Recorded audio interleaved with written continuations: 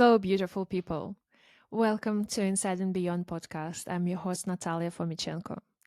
As we continue to look inside and beyond to live a more fulfilling life, I think it's important to talk about the topic of relationships and dating. Today, my guest is Irena Polyakova.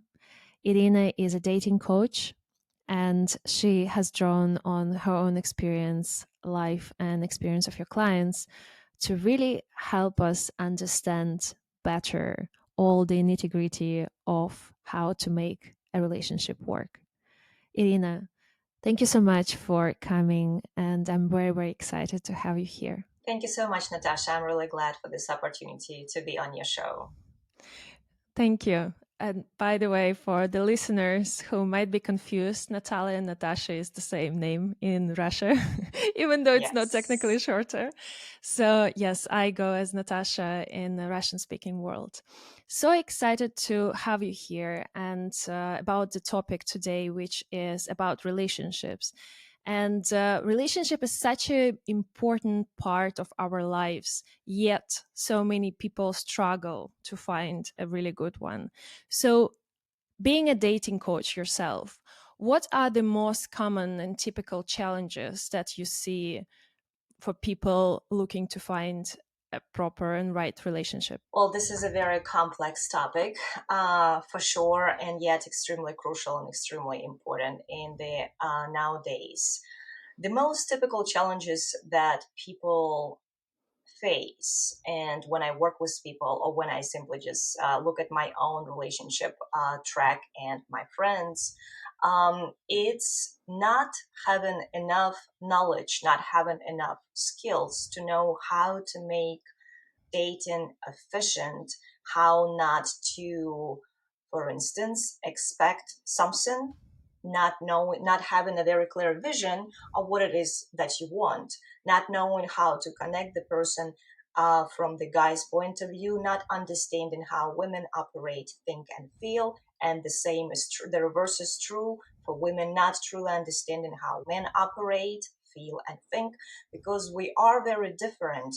And we can complement each other and we can make absolutely beautiful connections, but very often, and this is one of the biggest challenges that I run into when I start working with somebody, very often there is a certain blame going on. So instead of going, okay, what can I change about myself when I can, how can I get to know the other gender, my potential partner, there is like blame from women to men and men blame women. So my big suggestion is to approach dating and love life from the place of togetherness versus from the place of separation, whether it's two opposing camps, women and men going at each other. Instead, how about we say we need each other, we want each other, we would like to complement our lives with each other's presence, and how do we make that happen? And how we make it happen, we educate ourselves. Dating relationship skills is not something that we come out from our childhoods or the high school, the school from.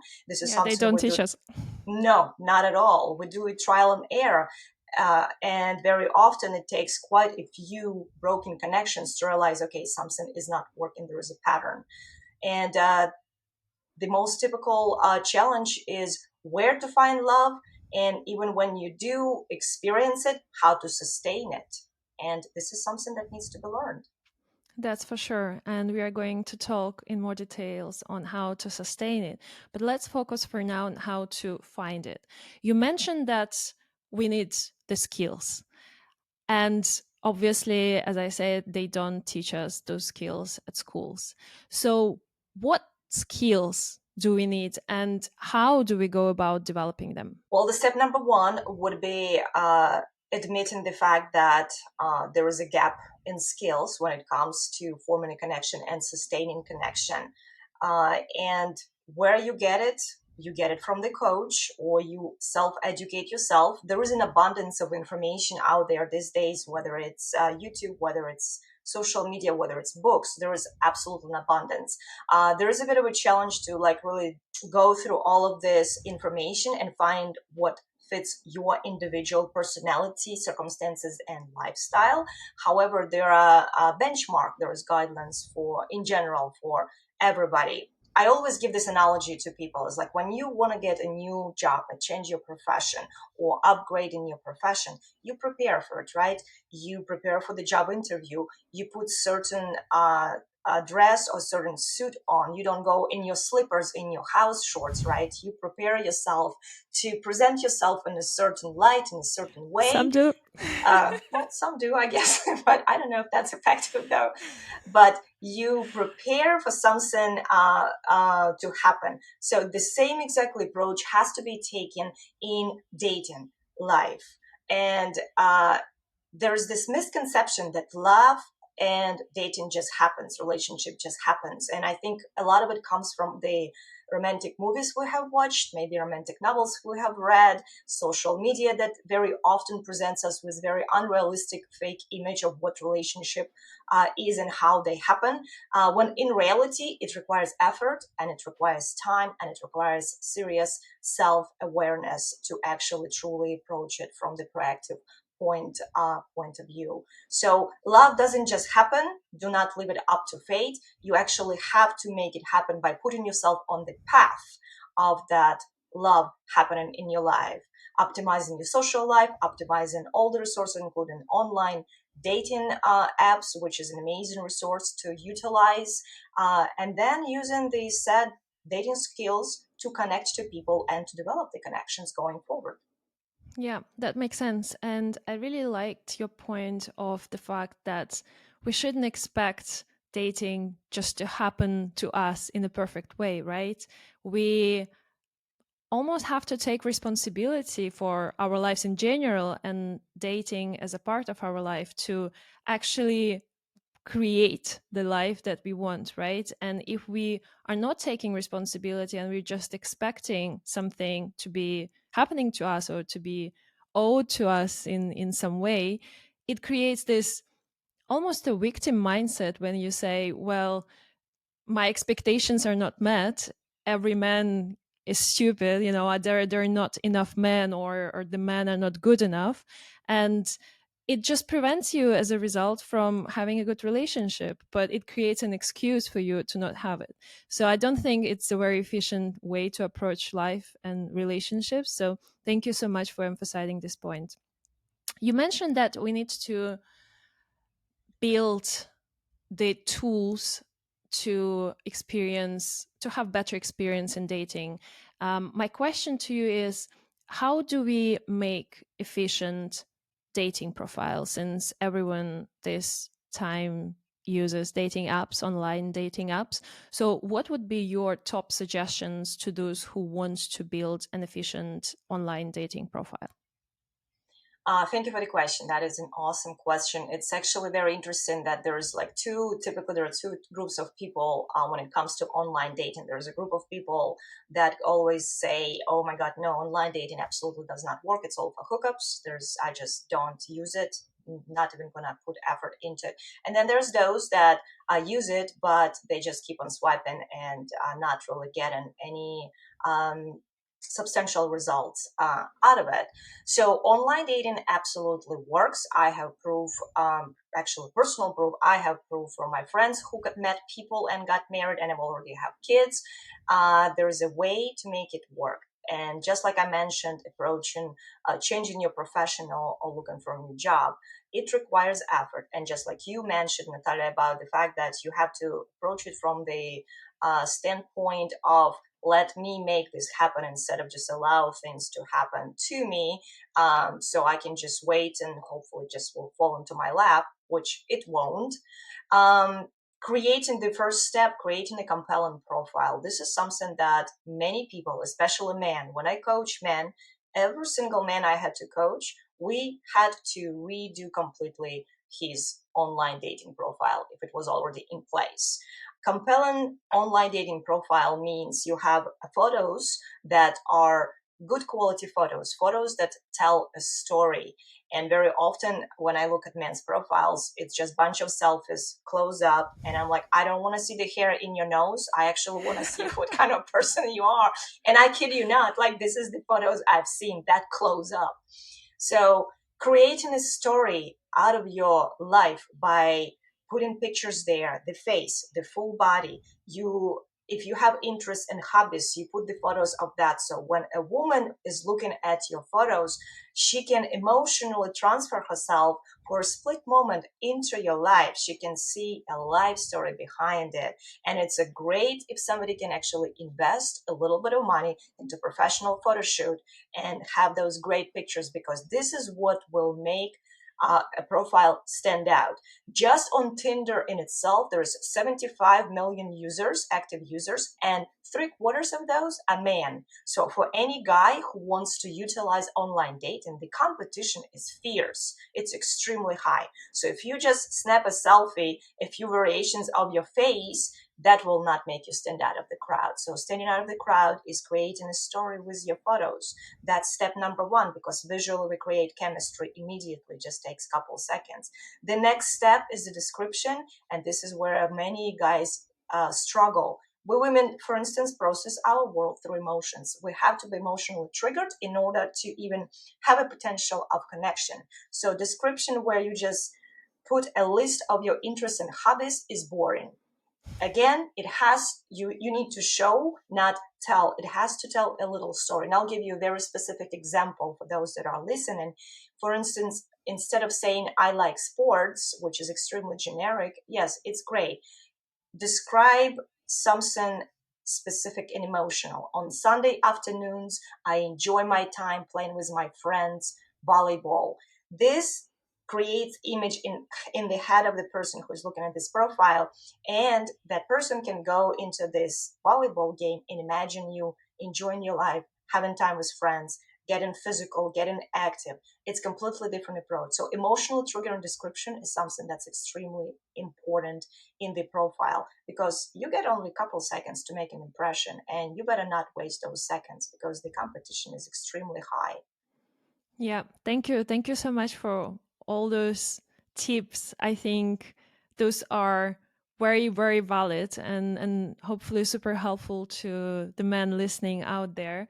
I would like to add my own 2 cents as an experienced Absolutely. user of dating apps at some point of my life. On your point on how a man looks like, I completely agree with you that just posting selfies or even worse than selfies, I have seen so many examples of very weird pictures. I would like to say that first of all, I again in my experience, I didn't like that much the pictures of a person being almost naked, even if his body is very hot, because it almost makes That's a me big no think no. that Yes. a guy is more interested in something super casual rather than serious.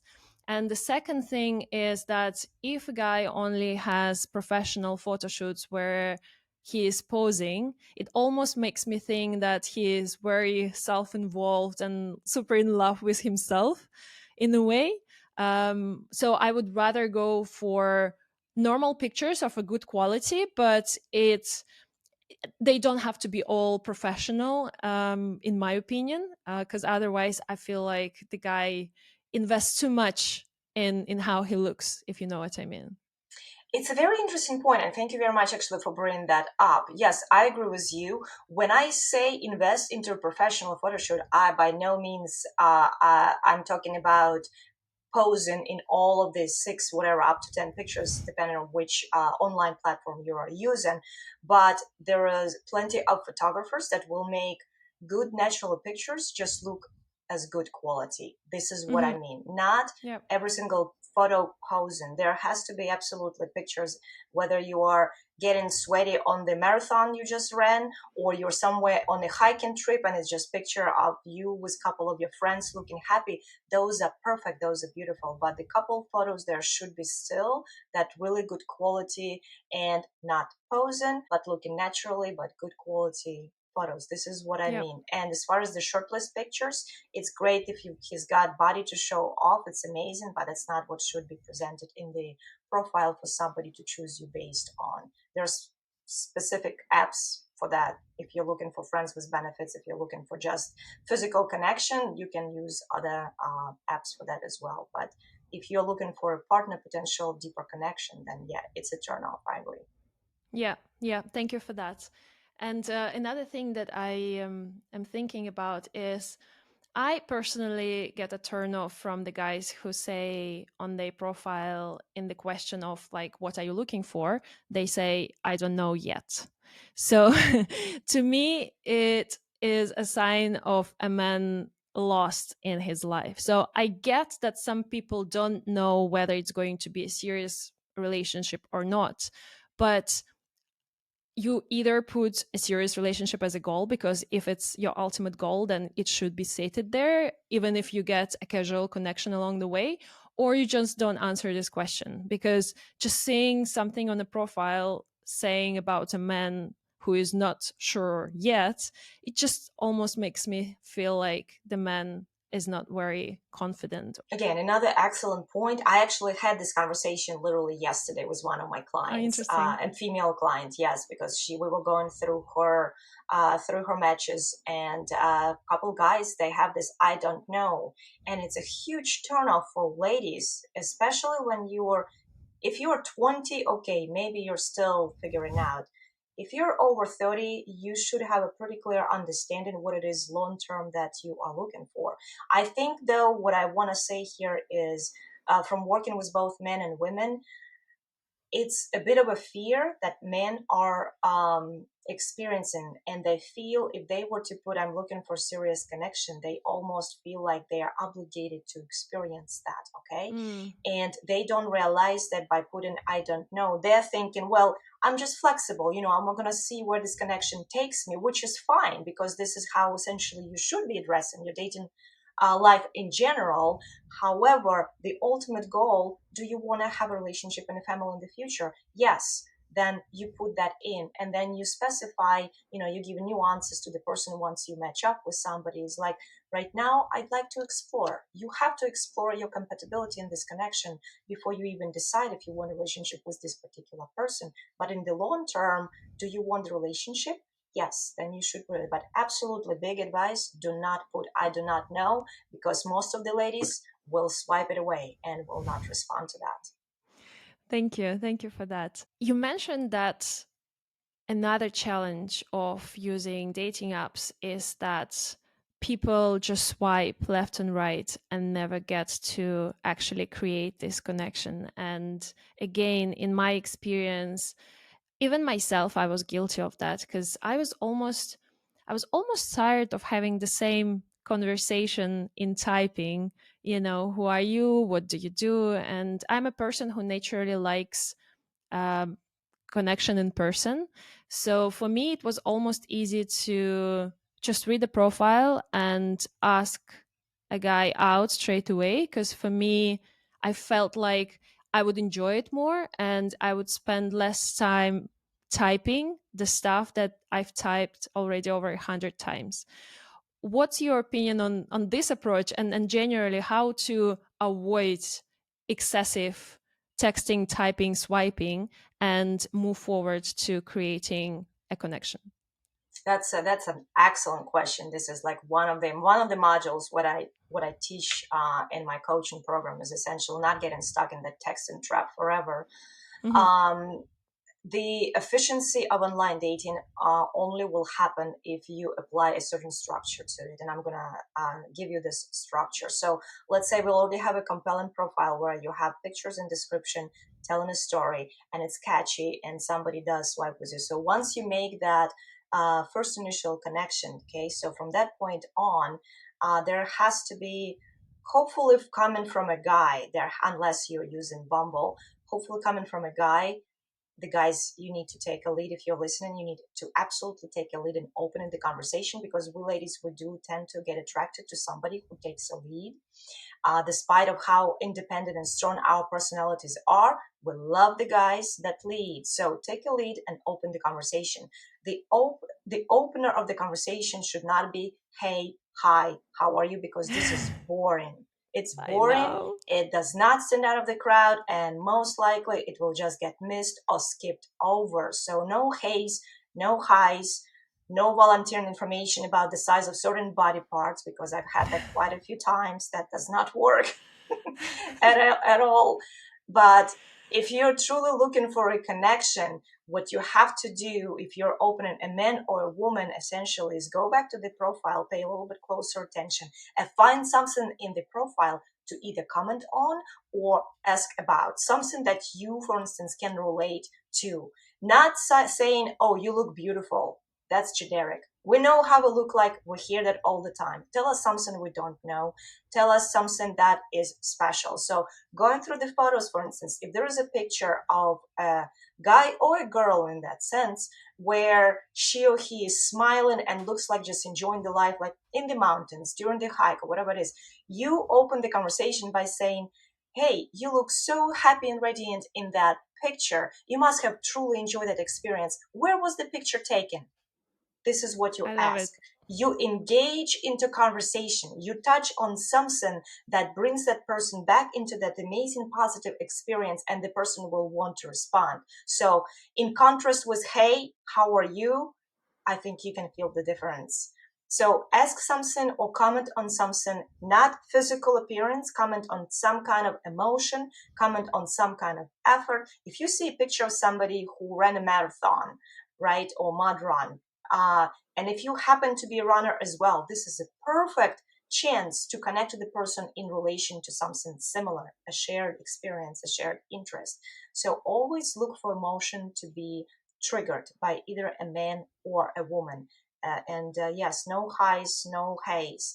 Once you have that going, once you open the conversation is going, you have about a day. I always suggest about a day of texting to realize whether there's actually mental connection. You have to be very careful not to project your hopes and desires onto that person behind those text messages, because you have no idea who they are. Unless you meet the person face to face, you don't know who you're texting with. We interpret text messages through our own filtering system.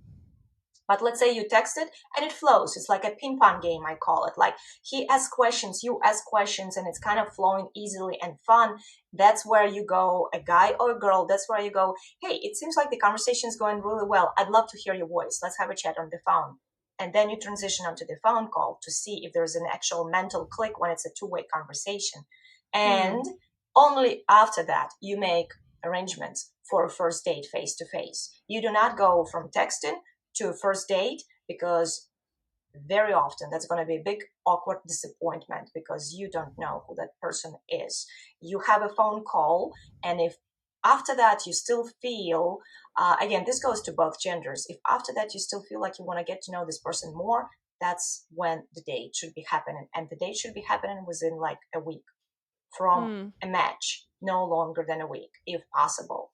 This is the structure that I mentioned that keeps this efficient, and you don't spend 3 weeks texting and then, oh, let's meet, and then you meet and you go, oh crap, there is no connection there, and you just wasted 3 weeks of time projecting all of these emotions onto the texts between you two. So compelling profile. From that you go to texting, great opening conversation, texting a little bit to see if there's click, phone call conversation. Video call is even better if you can summon some courage to do that. Video call is perfect. And only after that you set up a date within a few days to truly understand whether there is a match on multiple levels. Interesting. Thank you so much for sharing this process. Super, super useful. And I'm just trying to think it through and like on the point of whether I was applying similar to that or not really.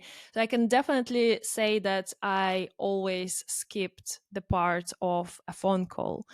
And I'm now trying to understand how I feel about it. So on one hand, I think it could have prevented me from not having better experience on the dates that I went. However, I also feel like having a phone call just creates additional hurdle of setting up and going through the awkwardness of like, okay, what do I talk to you about? Whereas when you meet in person over a drink, it's like, it's easier to open up a conversation. What do you want to drink? Where do you want to sit? Blah blah blah. You look great. So when you see a person in person, for me, again, out of my own experience, I almost feel like it's easier to make a connection rather than over a phone call. But again, it's just my immediate thoughts on this particular step. Thank you for sharing. This is actually very valuable information that you shared, because I bet that there's plenty of women. Like when I coach women, majority of girls, they fight me on this phone call structure because Mhm. they want to go from I'm not the only texting. one. Uh, because what we girls do very often, we start texting with somebody and we marry him in our heads within 15 minutes, if it sounds good, okay?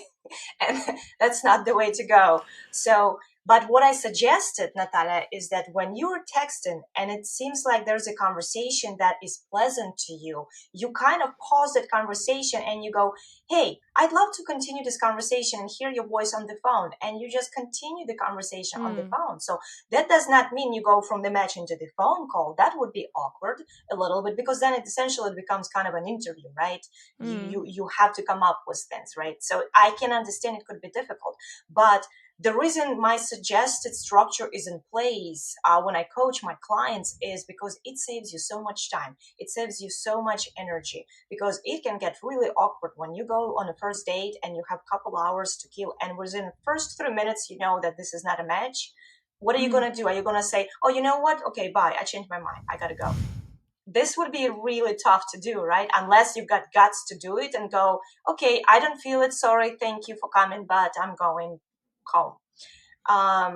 Very unlikely. So understanding your value, the value of your time, but also the value of the other person's time, is part of having standards and communicating the standards with integrity to yourself and to the other person. And this is extremely important. So I disagree that I understand this is your personal perception, but it's not a hurdle. It's a step that simply prevents you from wasting your time on dead end connections. And mhm, it's something that communicates your self image and your self perceived value. I value my time, thus, I need to have a phone call to know that I don't waste your time and I don't waste my time. When we go to the grocery store and we want to buy some fruits, we turn them over, we pick out the one that looks the freshest, right? The best. We don't just grab the first one and we go out of the grocery store. The same with yep, dating. You gotta be yep. picky. Yeah, that's a good point that you need to, first of all, be aware of who you are and what your standards are and what you're looking for, and then being able to act with those standards in mind, right? And that creates your boundaries, and that essentially leads the way to the relationship that you're looking for. So that's super important. Moving on now to the first date phase. What would be your tips for those who want to do their best on their first date, for men and women? This is an exciting step for sure. First of all, for instance, if you're having this phone call, I strongly suggest for guys to again take a lead before you actually have a phone call with a lady. Pick out a place, pick out a date, a time and a date. So you have that ready. You have that information ready. And if it flows well and you want to see her, you need to suggest the date. You don't ask her what she would like to do. No, no. Don't ask her what she would like to do. Offer her, hey, I'm really enjoying this conversation. Would love to see you in person. How about this coming Sunday? We go grab some ice cream and we take a walk and see if we truly click with each other. You give her information to agree or disagree with, but you don't offer her options. Okay, so this is when it comes from men to women setting up the date. Let's say the date is set up. Um, my number one strong suggestion: don't ever go to dinner. The first date always has to be inexpensive, casual, and short. You have to have an exit strategy, simply for the fact that you can not click with somebody or even have an unpleasant connection because you don't know who you are meeting. So for that, keeping it short, keeping it casual, and keeping it inexpensive is something that doesn't put too much pressure. And Mm-hmm. my suggestion is always going on a date somewhere where you can be side by side, because that will allow you to see all the body language and to present your own body language, subsequently allowing more connecting space for two people to truly get to know each other. If you go to dinner, first of all, we're going to be worried about spinach getting stuck in our teeth, or we're going to be worried about the way we eat, or we're going to get worried about, spilling something in our shirt. Plus, you have this big, huge object like a table between you, which kills a lot of the connection opportunity simply for blocking the body language from seeing each other. This is extremely crucial. So that's why, like in summer, if you like ice cream, you go get a smoothie or you get ice cream and you take a walk. You go to the park and you take a walk, or you pick a bench where you sit side by side, where you can truly connect your energies and your bodies next to each other to experience that, to feel the physicality of it as well. And as far as the casual and inexpensive, I've heard so many times from guys how awkward it gets when they take somebody out to dinner and it's like an $80 or $100 bill. And the lady does not want to contribute because she believes the guy should just cover the whole bill without even offering to contribute. And this is where the cultural differences play a role as well. So to avoid any of that, just go get something like ice cream, so it's cheap, you can cover it, and we can touch on the covering the bill later separately if Yeah. you want, but keep it casual, keep it short, just to truly see if there is chemistry between you two. And from that point on, you can go on a second date and you can upgrade it in a sense to whether it's dinner or something else like that. Thank you so much. Super interesting point, and I definitely want to get to the cultural differences on how to pay a bill because me coming from Eastern Europe and having experience dating Western men, it sometimes is a challenge. So I wanted to get your opinion on that because I also know that you have Eastern European background. Yes, I have Eastern European background as well. I come from Ukraine originally, and I've dated and been married to Western men. I've dated different nationalities, and despite of all of this, different cultural upbringings and possibly different standards or desires, the way I look at it is when you go and the guy takes his wallet out and he's ready to pay, as a lady, you need to show that you are a team player. I would still like him to cover the bill, but you need to show the fact that you can actually contribute to be a team. So don't just stand there and assume he's going to cover it, but you take your wallet out and you genuinely offer to split the bill. This is why ice cream works. $5 will not make a big difference, right? Assuming something that about the other person is always wrong, but offering a contribution will put you in a position for him to understand, oh, okay, she offered, I still gonna cover the bill because I'm a man, but she offered. That's just a sign that you're a team player. You're there to make connection with somebody who you want to be a teamwork going through a relationship, not necessarily having him take care of everything. This is my view, and from coaching a lot of men, I can tell you that guys don't like the fact that women just assume the guys are going to cover the bill. Hmm. I hope That's this a, makes sense. Yeah, it does. It does make sense, and I liked your point about showing that you are a team player, that you are also an independent woman, and that's definitely a plus for a guy looking to see whether it can turn into something serious or not. I have to mention though that for me, having grown up in Russia, and for you as well, the culture is such that a man is considered to be a provider. And it's something that would be very offensive in Russia, for instance, if you sort of offer to split the bill almost to most guys, not all of them, definitely, but it's just a sentiment in Russia. And having said that, when if I offer to split the bill on a date, and if a man agrees, even though I know that I've offered that and I know that I've shown my willingness to be a team player, if he offers to split it, it's just such a major turnoff for me. Just because in my culture, it is something that is almost rude to me. But I obviously, I mean, I've been an expert for 8 years and I've been dating Western men as well. So it's not something that would be probably a deal breaker in my relationship right now. However, I'm always aware of that.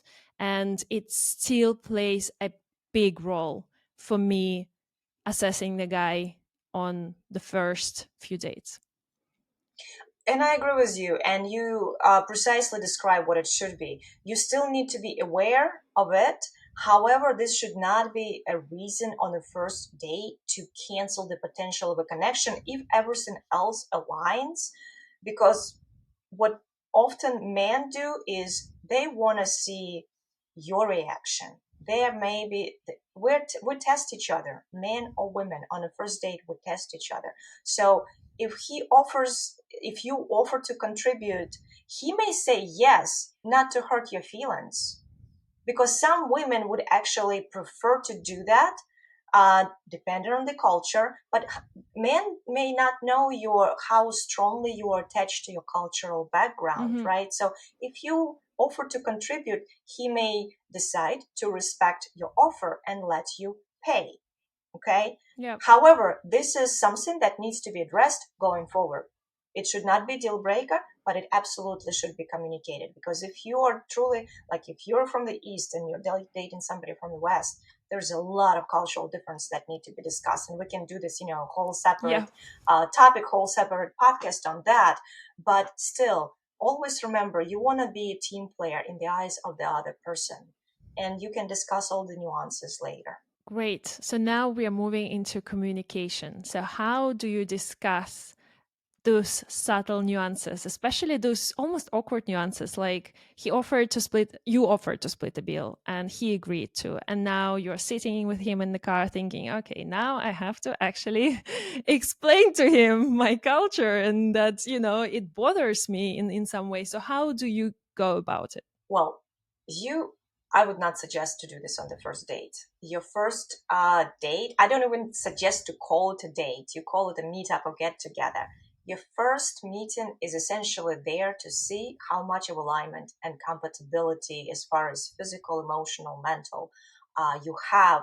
How strong is the potential? This is the goal for the first date. So discussing nuances such as cultural background might not be appropriate on the first date. Again, there is no one size fits all. If the conversation flows and it comes up, by all means, yes, always describe it from the place. This is what I feel, and I'm exploring what else is out there in the world. Don't assume it's your way or the highway and it's your way, the only the right way, because it is not. We're all different. And this is what makes the world a beautiful place. The difference is that we can embrace and enhance each other's lives with, right? So, as far as the communication on the first meeting, on the first date, it should be directed at understanding whether the core values are aligned. And by core values, I mean you discuss what you're looking for in the long term. Just like we mentioned in the dating profile, if it's I don't know, if you're out with him and you ask him what you're looking for, he says I don't know, that's a big red flag. Actually, it's like, okay, you don't know because you just want to see what happens, or you actually have a goal in mind that you would like to attain, you just don't want to talk about, right? You truly have to understand that. And yes, you do touch on each other's upbringings and cultural backgrounds, but I wouldn't suggest to go too deep into it because you don't Hmm. know yet. Keep it as lighthearted as possible on the first date, but ask um, open-ended questions to learn the values of the person, not just to get dry facts. So, for instance, instead of asking, what do you do for work? You ask, so is it something you have always wanted to do? Like, are you happy with Hmm. where you are professionally? Get a little bit emotions out of it, get values out of it. Ask fun, spontaneous questions. Don't do the job interview and small talk, because that's what kills the connection essentially. It doesn't really allow it to develop. That's when Totally it comes agree. to communication in the first meeting. Totally agree. And what about communication later than the first date? When do you start communicating heavier topics? Well, this will be up to you to decide, how comfortable you feel. Um, I always suggest at the first couple meetings to highlight your strength and, for instance, never talk negatively about yourself or your past experiences with relationships, because that's a big red flag. So, for instance, if I go on a date and he talks negatively about his ex or his past dates, that means that if we don't click, that's exactly the same way he's going to be talking about me, right? So be very mindful. And I always suggest this to the guys and to the girls all the same way, is that if you are asked, if you're put on a spot and you're asked, so how has your experience been with past dates or past relationships? You just say, you know what? I've had connections, I've learned plenty, and I'm really wanting to take that knowledge that I got out of it and apply to make my next connection as sustainable as possible. Sounds generic, but it's positive. You don't Yeah. go, oh my God, she was so and so, he was so and so. Not yet. There's going to be place and time for vulnerability and sharing something less than positive later, when you have established the trust and the safety in the communication space. But that usually does not happen within a few meetings. Thank you, Irina. That's super, super valuable. Last question I want to ask on the dating value chain, if I may call it so. How to exit a date if you don't feel like a connection is flowing? That's a tough one. I just wrote a blog on my website. I called it "Don't Ghost, Be a Good Ender." So it's inevitable that there are going to be connections where we simply don't click, and there's absolutely nothing wrong with it. Like, it's you can't go around filtering through certain connections that don't work for us. So being a good ender of connection means you don't pretend you had fun and then you just goes to the person. This is disrespectful. So if you're not put on the spot and you're not asked by a person, hey, let's do this again, then I suggest you just say, thank you for your time. I had a decent time. Have a good night. You don't go, oh, this was great. Let's do this again, even though you know you're not doing this again. Don't do that. However, if you are asked, and this happened to me many times when I did not feel the connection, the guy did, and he's like, oh, when are we going to see each other again? And I go, oh my God, what do I do now? So in that case, what happens, what you should do is, again, men or women, you say, you know what? Let me think about it. Thank you for your Hmm. time. I'll get back to you. Most likely the person will understand that you're probably not really inclined to have another meeting. However, this will give you time to come home and craft a little closure message, letting the person know that you value their time and the effort. You just did not happen to feel the connection you hope to feel. You wish them best of luck in finding your true connection, and that's it. You don't ghost, you don't block the person unless it got really weird and creepy. But if there was decent time, allow that person to have this emotional closure. It doesn't feel good to be ghosted, because a guy or girl will go wondering, okay, was there something wrong with me? Did I say something? Did I smell? What happened? No, you just simply allow the person to have that closure. And instead of preventing them from trying again, you actually encourage them to go forward, because they just got the truth, direct communication in a kind, compassionate, and respectful way.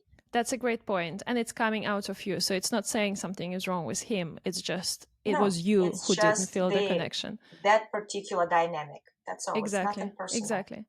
And I like how you emphasize the point of not ghosting, because some people tend to think, well, it's going to be uncomfortable for me to write this message and it will be uncomfortable for this person to receive this message. Therefore, ghosting seems like a less uncomfortable thing, which is completely untrue. It is untrue. And every single one of us can truly improve our communication skills regardless of where we are. Because communication skills, just like dating skills or relationship skills, it's something that we have to learn. So communicating directly and openly to somebody with kindness and compassion is much better than just leaving that space completely open for that person to fill that space with fears and disappointments, and that person will go on thinking, okay, there's obviously something wrong with me. Meanwhile, there is nothing wrong with that person. Thank you. Thank you for that. And it was such a wonderful conversation. I've learned so much, and I hope my listeners did too. Is there anything else that you would like to share? I know that your new book is coming up soon. I know that you have a great coaching program. Anything that you would like to share with the listeners?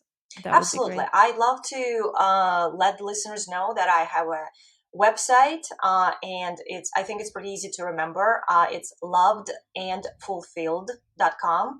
I love this domain. I chose it for a reason because every single person deserves and wants to be loved and fulfilled. So lovedandfulfilled.com is where you can get more information about myself and the coaching programs.